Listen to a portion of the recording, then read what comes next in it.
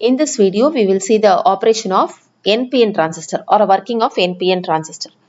So, NPN transistor ku PNP transistor ku enna difference na inge vandu emitter vandu N type, base vandu P type, collector vandu N type. So, இப்போ இந்த transistor active regionல bias பண்ணனும்னா நம்ம என்ன பண்ணனும்? ரெண்டு voltage source connect பண்ணனும். ஒன்னு VEE, ஒன்னு VCC. VEE வந்து எப்படி connect பண்ணனும்? இந்த emitterையும் இந்த baseஐயும் forward bias பண்ற மாதிரி connect பண்ணனும். So, negative of VEE N type base ஓட connect பண்ணிருக்கீங்க. Positive of VEE வந்து P type base. Negative of VEE வந்து N type emitter. Sorry, I told base. Negative of VEE N type emitter ஓட connect பண்ணிருக்கீங்க.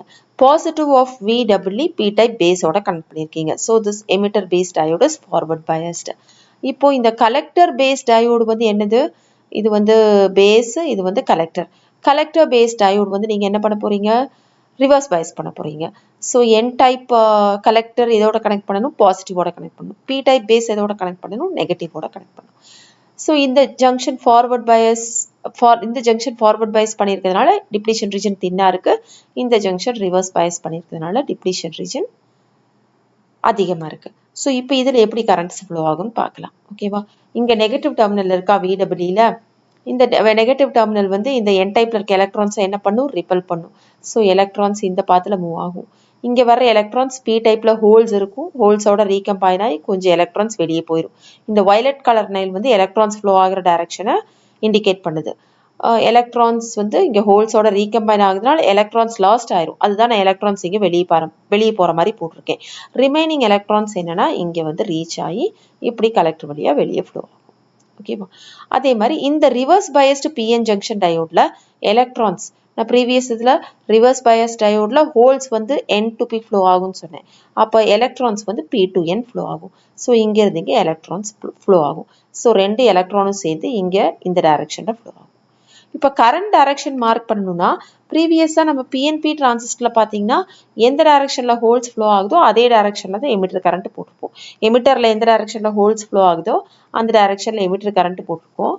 இங்க holes இப்படி move ஆகுறதுனால emitter current இந்த direction, இங்க holes இப்படி move ஆகுறதுனால base current இந்த direction, இங்க holes இப்படி move ஆகுறதுனால collector current இந்த direction.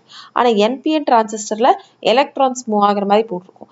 So, current direction oppositeல போடணும். So, electrons இப்படி move ஆனா emitterல போற current இப்படி இருக்கும். baseல electrons இப்படி move பண்ணா base current inward இருக்கும். collector current electrons இப்படி move ஆனா collector current இப்படி இருக்கும். IC. ஓகேவா? So, இந்த collector current இருக்கு இல்லையா? இந்த electrons இங்கிருந்து வந்து கொஞ்சம் இங்க போய் மிச்சம் இங்க வர்ற இந்த current வந்து IC-INJ. இதனால வர்ற current opposite directionல போட்டிருக்கேன் IC-INJ. இங்கிருந்து electrons இப்படி போகுது இல்லையா? அதனால வர்ற current இங்க opposite directionல போட்டிருக்கேன் அது ICBO. So, again இந்த ICக்கு வந்து ரெண்டு components IC-INJ plus ICBO.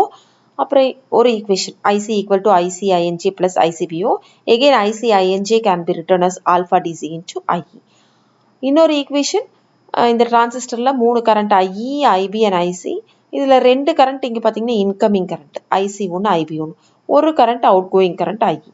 So, outgoing current should be equal to the sum of two incoming currents போட்டிங்கன்னா IE is equal to IB plus IC.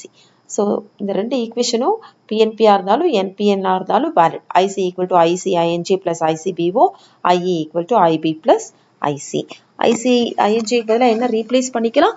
Alpha DC into IE replace பண்ணிக்கலாம்.